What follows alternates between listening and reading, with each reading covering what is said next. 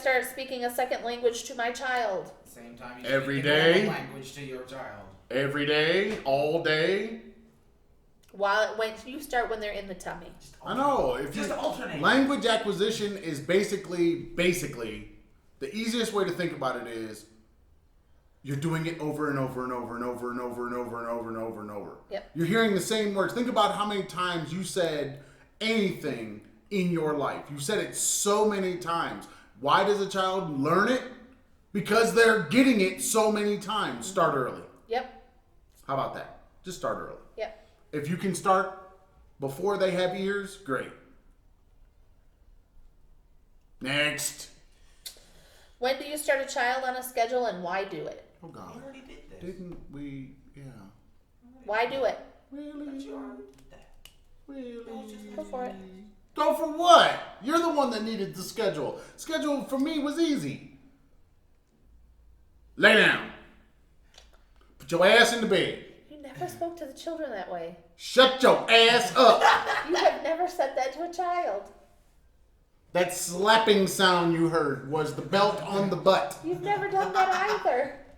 I'm just saying. What was the expectation? For me, a time comes, you take the child to the bed. At that time, you put them in the bed, and then you walk away. The child's going to stand up. The child's going to scream. The child can't get out because the child is in essentially baby jail, and you walk away. Don't go back. That is basically what everybody told you to do. I did not do that. That's what everybody said. I didn't do that. Because after just doing that for a short period of time, the child will not cry. Lies. They won't cry. Lies. After a certain amount of time. If you let the time happen. You just never did. Okay. But if it was me, single parent, bye-bye. See you later. Been nice. See you tomorrow. Listening to a crying child for a mother is absolute torture. Make you lactate and stuff. It's not fun. It makes your brain do all kinds of crazy stuff. And then you get the big spots on your shirt. It starts, it's like rocket launchers. Is that what happens? It's like... Sometimes it does, yes. Really? Yep. Damn! Yeah. That's what the little pads are for. Yeah. Why don't you just take that and when it happens, just bottle it? Because you don't have control of that. No. It is not cool. Baby cries and then you get like squirting across the room. That's not good. That's not cool. So for me, because Aaron was like, just let him cry. Let him cry. And it wasn't going to happen. I could make 3 minutes max? Sad. Maybe. Sad. I would go upstairs. I would rock the baby. I would sing to the baby. I would put him down before he fell asleep. Put him in his crib. Rub his tummy or pat his back, whichever direction he was in that moment. And walk away before he fell asleep. He was calm. He was happy. He was safe. He was calm and happy when he first went up there. He was not. Yes, he was. screaming his No, he ass was off. not. He started screaming until he had been up there by himself for like 5 minutes. And then, I'm alone. I'm alone, yeah. And then the crying started. So he went up there calm. Yeah. So don't act like it was like some kicking, screaming child being drug up the stairs. No, to the because bed. he That's never. not what Our happened. children never once did that in their lives. So It was bath at 7:30. Pick out a book. Get on your jammies. Up we go. Mommy reads the book. Mommy sings a song. Put you in the bed. and then come back 10 minutes later. Only when they were infants. That's what I'm saying. Once they got to be even, 9, 10 months old, I never had to go back upstairs. Mm-hmm.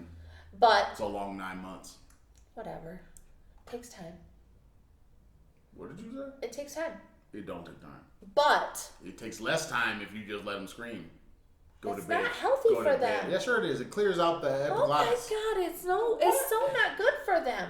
It teaches them that if they're Get the in need, mucus out. if it teaches them that if they're in need, that you aren't going to be there for That's them. right. Stand up for yourself. Aaron. This No, whole you're This is the American way. But think about it, you're going to be there every other time. no. Look. It No. teaches a child. This is It's the not good American for way, them. man. You gotta start them out with that. You start them out Start them out right early on. You know, they gotta know that dinner ain't coming. Winter is coming. Oh, shut your ass. They gotta know that from the beginning. Life is hard. The people who always It ain't wanna, fair. Listen, the people who always want to tell you to let them cry it out are the people who don't lactate. The people who don't have the extra hormones. The people who aren't dealing with postpartum depression. Word. Tell them to fuck off I'm and telling go get your baby. Whatever. Babies. Go get your child. Babies acting like babies. What the hell? All right. I don't like my babies to act like babies. Start Hell this- no. Like adults. Get a fucking job. Start the child on a schedule from the minute you get home. Schedule. Schedule is number one. Do not let the child sleep in your bed. One, an infant in your bed is dangerous For the infant. for the infant. Roll over. Two, Squish just like grape. you don't sleep as well. Three, you want to talk about spark in your marriage? You are going to kill it with a child in your I bed. know, but why are we back to sparks in marriage? Well, people, this is a thing. Why is it? I know. People want to talk. Our marriage is in trouble because blah blah blah. Your But marriage was in trouble for the baby I then. know. Don't act like the baby was the reason for your marriage being in trouble. But this, and honestly, the child does not need to sleep with you. The woman needs the child because the woman is suffering from separation anxiety and she doesn't recognize it. Okay, well you can bring that up next time. Last one. There's another one? Just last one. What? God damn it. Pregnancy. She's like, it's like a marathon today, apparently. No, because we talked a long time before. Pregnancy depression and postpartum depression. See, that's what I'm saying. That's a whole nother podcast. Do you want to do a whole nother No, podcast? seriously, that's a whole nother podcast. right, well, then we'll move it. Postpartum depression, oh my God. We'll move it. You gonna do that in 2 minutes? I No. don't think so. You got something else short? Got anything short over there? Nope. Huh? Huh? The last one was how to tell your parents that you want to that you choose to parent differently than they did. You just tell them. I think if you asked that question, you just did. You just did it. You just tell them. I'm not going to spank my child. I'm not going to do this. I'm not going to do whatever they did. It doesn't mean they were bad parents. Or they could have been bad parents. They could have been. It just means that you're And you making a different survived. choice. I know. It just They means could you're have been making abusive. a different choice. No, but no. And you should be making your own I choices. think if you are making different choices, maybe from your own parents, culturally speaking, Yep. You make the choice that's right for you. I mean, that's what you were doing, and that's what you're doing anyway. And that's what your parents taught you to do, hopefully. Yeah, that you're asking a lot, doctor. I know. So I would go with you and whoever had that child with you, y'all have to agree. Yep. Not you and your parents. Yep. And if your parents don't get out of the fucking way, you can tell them to get out of the fucking way. Yep. Because honestly, it's kind of up to you. You have to make the decision because you're the ones that have to be consistent and do all the other things for the child. You're there So, 24 hours right, a day. You're the one that has the responsibility. They can say anything they want to say. And maybe you want to be respectful and not say anything, you don't want to go against them. But that don't mean you have to do what they say to do. Because if you don't think it's right, how could you do it? Why would you do it? Right. Like the whole sucking thumb thing. I had so many parents tell me, oh, put hot sauce on the thumb, tape their hands at night, blah, blah, all these other things. I even had a dentist tell me to put a sock on his hand and then tape it so that he couldn't suck his thumb. But when I tried even the first one, the first option, my child was in so much distress. Hot sauce? No, I didn't do hot sauce on Aaron. Chili sauce? Because Aaron can't handle the spicy. Habanero? He can handle the Habanero spicy sauce? now, but he couldn't back then. I'm in narrow. What in the world? I can't do that now. I think one of the things someone told me was to put mittens on his hands, and so I did that. But then I laid down with him. It was a nap time. We were and our child acted like a little crackhead going through withdrawals. He couldn't cope. He couldn't get comfortable. He was writhing around. He was upset, and I'm thinking, why am I doing this? Why am I putting my child through this But when the clearly problem- there's It's a the need? same. It's the same idea as put them to bed and walk away and don't go pick them up again. It's the same idea. That idea has been a part of parenting. You do a thing and then you just don't yield.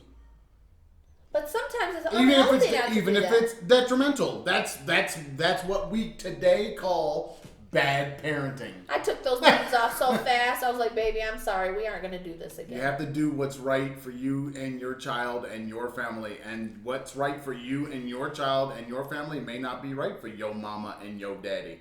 Right. So, And as they long ain't got as, no more little babies. If they want more babies, go have them. as long as you and your partner, your spouse, your boyfriend, your girlfriend, whomever it is that you're having this child with and raising this child with, as long as the two of you are on the same page, it doesn't matter what the other people think. You're the ones who are legally and morally and ethically responsible for the well-being of this child. It is your job. But Hillary said it takes a village.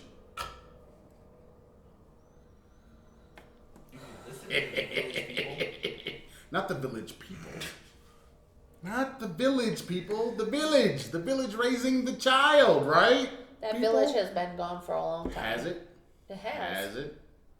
I don't think so because the village is there when that woman goes and she finds out she's pregnant and she tells her friends at work. There's the village telling her what to do. Family. But does See? the See? village actually See? help? That's where you started. You started with that woman That's getting all that advice. Mm-hmm. And you told that woman to tell them people to Fuck off. see. If you don't want the advice, you have the right to say, I don't want your advice. I know, but what about the village? What What about about it? your culture? Our culture doesn't have that anymore. No, it kind of does. Everybody want to put their 2 cents in. They did, and what did we tell them? Oh, me? I have no problem with telling people I ain't gonna listen to what you're saying. Don't talk to my child like that. Don't tell my child. No, I don't have a problem with that because if that's what you want to do with your child, feel free. It's your child. But don't expect me to do it because, no. I'm not going to necessarily do that. I remember one time Aaron fell down and got hurt. He was really hurt. And one of your family members said, man up. Suck up those tears. No crying. And you looked at him and said, don't tell my son that. He's hurt. Why can't you cry? He's fine. You're not allowed to cry? Really? If I punch you in the face right now, you going to cry? Or if I, put a hammer on your toe, you going to cry? Or maybe if I chop off a body part, you going to cry? Guess what? You going to cry. Don't act like it's just this whole macho idea. You have to teach babies to be macho. You know what they end up being? Punk ass kids. That little bastard that the dude choked. That's what they end up being. Yep. So, yeah, no, not a great idea. Sorry. Anyway, That's it. that's it. We'll move the depression and because that's a big deal. I'm telling you. You can give them tips. Whoever, people out there asking these questions, you should definitely ask the questions, but You should damn. listen. Sometimes you have to ask the no, questions. but what I'm saying is some of these questions should not be asked now. Like, why are we still asking these questions in 2019? What if they didn't learn them? Like for example, we don't ask the question, should a pregnant woman smoke cigarettes? We don't ask that question anymore. You know why? Because we already know that, like, as a culture, we know today that was a bad idea. Okay. Why is it that we're not there yet with some of these things? Listen, some of these questions come from young mothers. But That's what I'm saying. As a culture, why are we still asking these questions? Because they don't know. They're 16 years old and they're pregnant for the first time. They don't know. You're not answering my question. My question is, why as a culture isn't this already known? It doesn't matter how old they are. How do A you 16-year-old kid today knows that smoking while pregnant is a bad idea. Why do they know it? Because the whole culture tells them that it's not. Why isn't that being told here? Why isn't a 16-year-old coming up with that same knowledge? Because parenting isn't something that they really talk about. We need parenting classes in middle school. Amen. I had parenting classes my freshman year of high school. No, I'm middle school now. Because I agree, if you're gonna have middle schoolers getting pregnant, then Yep. you better have fucking I parenting agree. classes for them. I agree. But parenting as like these kinds of things, like these ideas about what parents should be and how to behave and child development and what children Yep. need and all this other, because honestly that might be the greatest deterrent to having a baby. It really is really if you is. knew all of this and you'd be like, yeah, I don't want to, I'm not ready, I don't want to Listen. do that. I had a parent and child development class my freshman year of high school because I couldn't take PE. I was injured, I couldn't take PE, and so they just stuck me in the only open class, which was a class for seniors. And I had to have those babies. You know, you take the babies home. I got twins, and mine were wheat babies, so they were 9-pound twin bags of wheat. What? It was that moment I was like, I was 12 years old. I was like, I'm never having a child until I'm. I wish I could do that potato jet face. Oh my gosh. And then this week I saw some middle school students walking down the stairs with baby carriers. And I said, oh, I don't miss that. I remember this experiment. I remember having to go through, but mine were bags of wheat. And one of the other teachers said, these ones have computers in them, so they wake them up certain times. They cry. You can't get them to stop. And I said, yeah. Perfect deterrent for not having children early. But not every school does that. Not every kid gets that. I think if you're giving this, I mean, yes, that experiment, it's been around. It's like putting blindfolds on kids and making them be blinded for a day or whatever. I did that in my classroom. It's just, as a culture, just the United States, as a culture, some of these questions, you shouldn't get to 20-somethings, 30-somethings, and still have these questions. That, to me, feels like a failure of education. It is, but not all these questions come from people in the U.S. I'm just saying. I can only speak to the U.S. and our system of education now. So it just seems weird. It's like, because, and maybe as a world, we should have, I mean, outside of Asia, we should have moved on from this stuff. We should have. It doesn't make sense that we're still asking about reading to children. I mean, it's like, you just went on a rant, a necessary rant, one that made me fall in love with you even more. Oh God. About how men should be participants. Oh God. See, that shouldn't even be a question either. It shouldn't. That's what I'm saying. It's like, why are we still in this place where we're having to discuss or talk about or even address? I mean, you know, I don't get it. It's like we're not moving forward, is what I'm saying, as a culture. As a culture, as a people, as human beings. It's like we're stagnant in some kind of way when it comes to. We're trying to hold on to these values, these family values, and I don't think we gender, are. and gender roles. I don't think we're doing that either. We're walking away from those things while not learning the lessons of why we should walk away from those things. That's the key. I don't get it. I appreciate people asking the questions because then it gives them an opportunity to learn and then maybe share with someone else. Yeah, but see that now we've come full circle because now they're going to be giving information to people that we just told those people to tell them to fuck off. I asked a lot of questions. So you see what I mean? It's like maybe that's why we're not learning. Maybe. And I'm sure that's part of it. Because we think we already know the answer.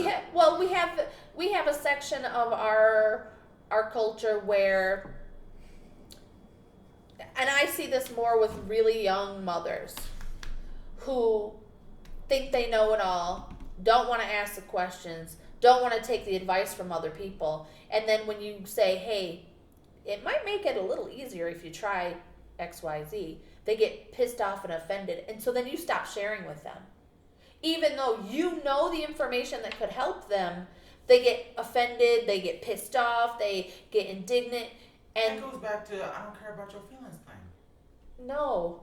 But the because problem if someone is, starts getting pissed off and angry at you, like I said before, if you tell people that they should tell everyone around them to just fuck off, then that's exactly what you're getting back at you. See, that's what I'm saying. It doesn't work that way. Basically, my suggestion when it comes to this kind of stuff, when it comes to information, gather all the information up and see what's true. Right. Don't discount anything because maybe it is true. Maybe you should take the little dab of whiskey and put it on the gums. Maybe you should. Hot toddy. That's how I found out I'm allergic to oak. See? Or maybe you should take Embasol and do the same thing. Or maybe you should just take some Listerine and do the same thing and the child gets a little bit of relief. Maybe those are which one is right? Maybe you really should take the wooden spoon and soak it in water and put it in the freezer. Maybe you really should put the washcloth, the wet washcloth in the freezer and then hand it to the child. Maybe you don't want to give your child a piece of plastic to chew on. Exactly. Or putting little fucking leashes around their necks and taking them to the mall. Oh, please don't put your child in a harness. That's it. Please don't put your child in a harness. That's it. You can make that 47. Okay. All right. If you want to find the Traveling Farrs, you can find us on the YouTube, the Facebook, the Pinterest, the iTunes, the Spotify, and I think the Google podcasting thing. Yes. The Traveling Farrs. If you like the Twitter and Instagram, Traveling Farrs. Email travelingfars@gmail.com and the blog space, thetravelingfars.blueberry.net. No E's in the Blueberry. I got Pinterest. You did? Oh, welcome to the time suck of your life. All right, we're out of here. Say goodbye to the people. Stay tuned for the game chat. Stay tuned. Say goodbye to the people. Bye, people. Oh, God. Oh, perfect timing. it stopped right in the middle of my Camp 2. See, you forgot about Camp 2. Yeah. Peace!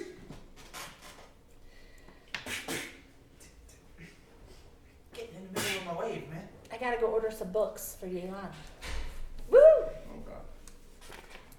Auntie Karen is shopping. Yeah, it's shopping.